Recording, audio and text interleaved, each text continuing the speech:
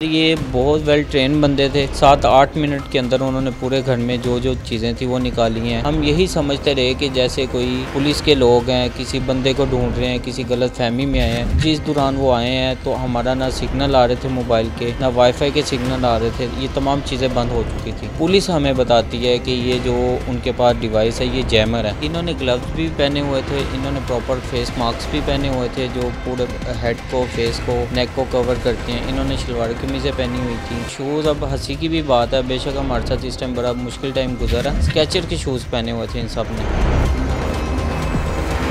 खबरदार, होशियार। घरों में डकैती की वारदातें करने के लिए पाकिस्तानी चोरों ने भी डिजिटल तरीके अख्तियार करना शुरू कर दिए। पाकिस्तान में पहली बार ऐसी चोरी की वारदात के सुनकर आप भी दंग रह जाएं। डकैतों ने पहले जैमर्स डिवाइसेस के जरिए फोन के सिग्नल बंद किए, फिर सीसीटीवी कैमरों को हैक किया। इसके बाद पुरसकून तरीके से लाखों के जेवरात और नकदी लूट कर चलते बने।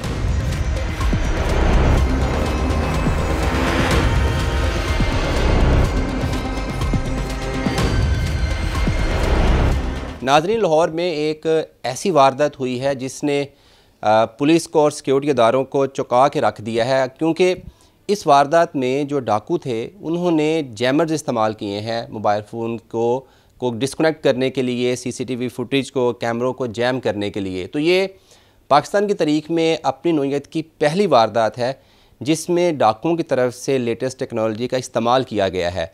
जो मुतासरा है फैमिली, उनके जो मेंबर्स हैं, मुबशर साहब हमारे साथ मौजूद हैं, इनसे हम जानेंगे भी उस गिरोह के बारे में भी जानेंगे जिसको पुलिस जो है वो गिरफ़्तार करने की बड़ी कोशिश कर रही है लेकिन अभी तक उनके हाथ में नहीं आई। मुबशर साहब, बहुत शुक्रिया आपके वक्त का। अफसोस भी है आपके साथ ये जो है वो इंसिडेंट हुआ। ये बताइएगा कि ये वाक़या हुआ क्या, बेसिकली कहाँ से स्टार्ट हुआ, किस तरह से वो लोग घर में दाखिल आए? सर, ये तकरीबन रात 12 बजे का टाइम था। भाई जो हैं वो बाहर से आए हैं। जैसे ही भाई आए हैं उन्होंने गाड़ी का हॉर्न बजाया। बच्चे ने जाके दरवाज़ा खोला गैराज का। तो जैसी गाड़ी घर के अंदर एंटर हुई है तो वो साथ ही 5 लोग घर के अंदर एंटर हो गए। खैर उनके साथ भी थोड़ी सी उनकी हाथापाई हुई। वो उन्होंने उनको पकड़ा, भाई को पकड़ा, भाई के दोस्त को, मुलाजिम को पकड़ा और वो उनको अंदर ले आए। अंदर लाने के बाद जैसे ही एक रूटीन में, घर की एक रूटीन होती है, लेडीज़ किचन में थी, हम अंदर बैठे हुए थे। तो सबसे पहले उन्होंने किचन में से लेडीज़ को सबको पकड़ा, इकट्ठा किया, सबको टीवी लॉन्च में लाए। जब वहाँ पे लाए तो थोड़ा सा हमने शोर शराबा किया, मेरी मिसिस ने किया, फैमिली ने किया, लेडीज़ ने। तो जैसे ही शोर शराबा हुआ मुझे भी पता चला। मैं आखिरी कमरे से निकल के अंदर आया तो देखा कि भाई के साथ कुछ लोग झगड़ा कर रहे हैं। लेकिन जैसे ही उन्होंने मतलब उनको कहा कि अगर आप हमारे साथ लड़ाई करेंगे, झगड़ा करेंगे तो हम आप लोगों को मार देंगे। तो हमने भाई को पकड़ा, खुद भी हम सारे एक जगह पे सहम के बैठ गए। उन्होंने हमें बैठा दिया। उसके बाद वो एक बंदा निगरानी करने लग गया। 2 बंदे जो थे वो क्रॉस में खड़े हो गए जिनके पास क्लैशनकोफ़ें थी। बाकी जो 2 बंदे थे वो हमारी ऊपर वाली मंजिल पे गए हैं, वहाँ पे सारी सर्चिंग करने लग गए। हम यही समझते रहे कि जैसे कोई पुलिस के लोग हैं, किसी बंदे को ढूंढ रहे हैं, किसी गलत फहमी में आए हैं। उसकी वजह ये थी, पुलिस के लोगों को समझने का मतलब ये था कि उनके हाथ में वायरलेस हेड थे। अच्छा, उनके पास जैमर थे, वो हमें नहीं पता था वो जैमर है क्या है, वो डिवाइसेस थी। तो उन्होंने प्रॉपर मास्क पहने हुए थे, शलवार कमीज़ें पहनी हुई थी। तो हमें यही लगा कि किसी बंदे को ढूंढ रहे हैं। हमने कहा ठीक है, आप अपने मतलब जो काम करना चाहते हैं करें, हम आपके मुदाखलत नहीं करेंगे। तो 5-7 मिनट के दौरान ये सारा मामला चलता रहा। जब वो लास्ट टाइम हमारे जिसमें हमें उन्होंने बैठाया हुआ था, यरगमाल बनाया हुआ था, वहाँ पे वो आते हैं और आके पूछते हैं कि चीज़ें कहाँ कहाँ पड़ी हैं। तो हम उनको बताते हैं कि सिर्फ अलमारी में है। तो अलमारी खोलते हैं, ड्रॉ लॉक हुए होते हैं, उसकी चाबी मांगते हैं, हम चाबी देते हैं। तो वो सारी चीज़ें लूटते हैं। लूटने के बाद दरवाज़ा बंद करते हैं। दरवाज़ा बंद करने के बाद कहते हैं कि जी अगर आप हमारा पीछा करते हैं तो हम आपको मार देंगे। रही बात जहाँ तक मोबाइल की या पुलिस से रब्ता करने की, जिस दौरान वो आए हैं तो हमारा ना सिग्नल आ रहे थे मोबाइल के, ना वाईफाई के सिग्नल आ रहे थे। ये तमाम चीज़ें बंद हो चुकी थी। उसके बाद विदिन 2-3 मिनट्स के बाद हम बाहर निकलते हैं, 15 पे कॉल करते हैं। पुलिस फौरी तौर पे रिस्पॉन्ड करती है। पुलिस के अफसरान, CIA के अफसरान, तमाम पुलिस यहाँ पे आती है। वो अपनी कार्रवाई का आगाज़ कर देती है और पुलिस हमें बताती है कि ये जो उनके पास डिवाइस है ये जैमर है।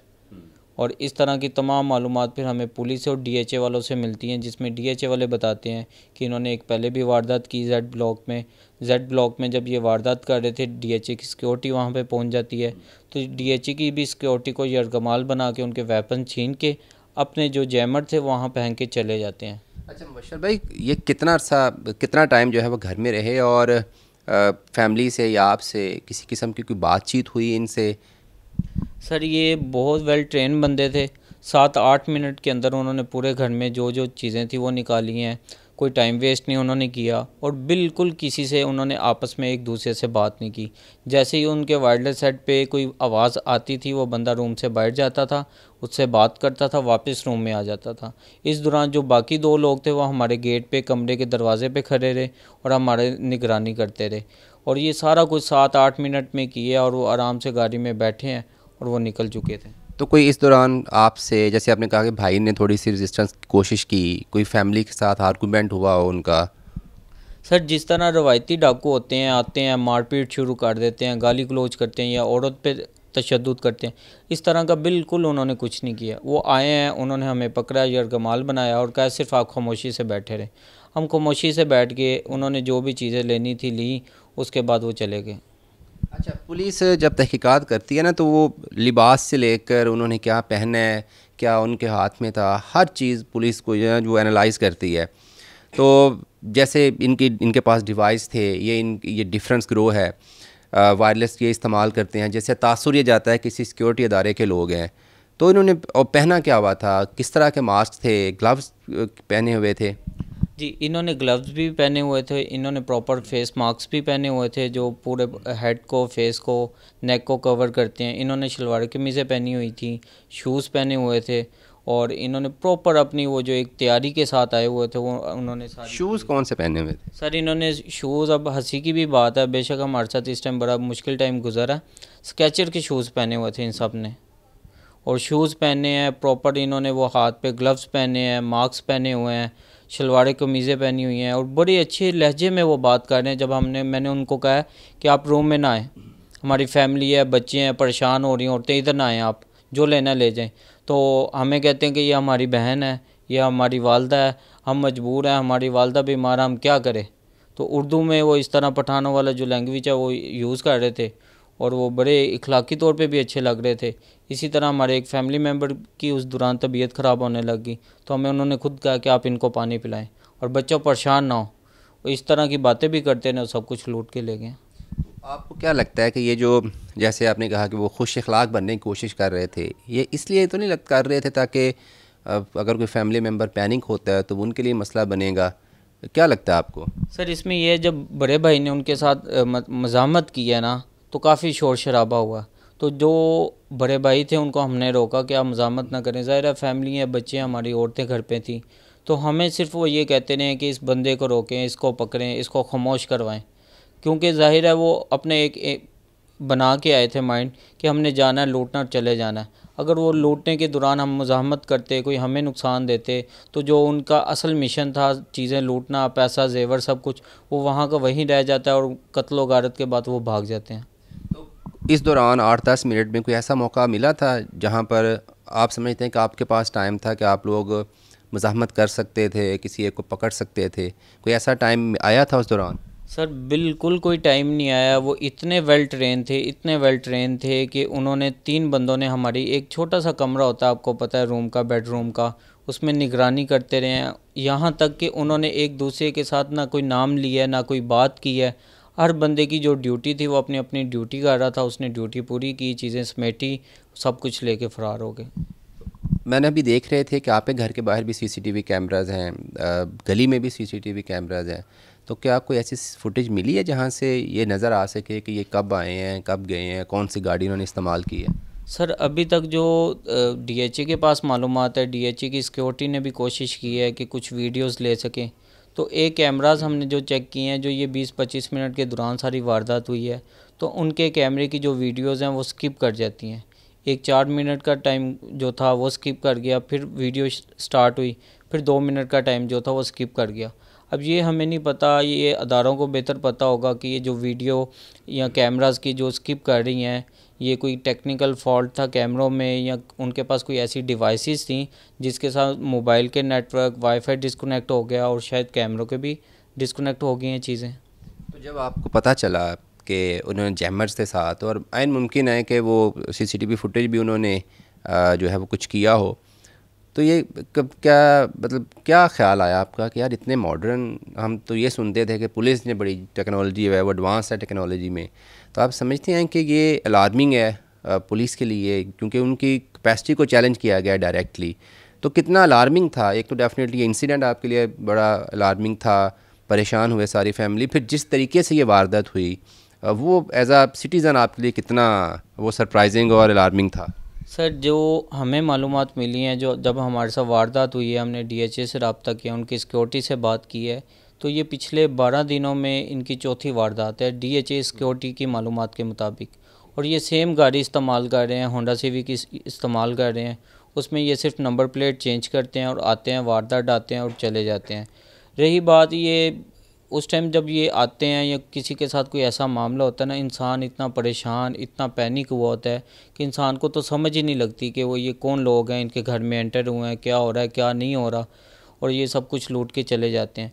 रही बात पुलिस की, पुलिस ने तो ताउन किया है हमसे, पुलिस ताउन कर भी रही है, लेकिन ये फिर भी उनके लिए चैलेंजिंग है कि एक गैंग ऐसा है जो पिछले 12 दिनों से बार बार वारदात कर रहा है और सेम गाड़ी पे कर रहा है, और फिर वारदात करता और निकल जाता है, और इसमें कामयाब भी वो हो जाते हैं और फिर वो पकड़े भी नहीं जाते। तो ये तो एक सवालिया निशान है अदारों पे कि अदारों को चाहिए कि अगर इस तरह का डीएचए का पॉश एरिया जहाँ पे सारे वाइट कॉलर लोग रहते हैं, बड़े लोग रहते हैं, अफसरान रहते हैं, तो यहाँ पे भी हम महफूज नहीं है, यहाँ पे भी हमारे साथ ये जुल्म ज़्यादती हो रही है, तो फिर हम पाकिस्तान में मेरा नहीं ख्याल कि कहीं भी रह सकते हैं। हमें यहाँ से सब कुछ चीज़ें बेच के मूव ऑन होना चाहिए, हमें यहाँ से पाकिस्तान से चले जाना चाहिए। मुशर्रफ भाई, डेफिनेटली आप पुलिस के साथ आप राब्ते में हैं, पुलिस के लिए कितना सरप्राइजिंग था कि यार वो जैमर इस्तेमाल करते हैं, सीसीटीवी फुटेज उनकी इन आउट की नहीं मिलती, तो पुलिस इसको किस तरह से देखती है? सर, पुलिस के पास उनकी पहले ही इंफॉर्मेशन है सारी उनकी वारदात की, जो उन्होंने जेड ब्लॉक में की, डीएचए में, ये ए ब्लॉक में की, तो पुलिस के पास तमाम उनकी मालूमात हैं, उनका डाटा है। और मेरे ख्याल से ये है कि पुलिस भी अपनी पूरी कोशिश कर रही है और ये सारे मामलात हो रहे हैं, तो इसको अब रोकना पुलिस का काम है, अदारों का काम है, हमें तहफ़्फ़ुज़ भी पुलिस ने देना है।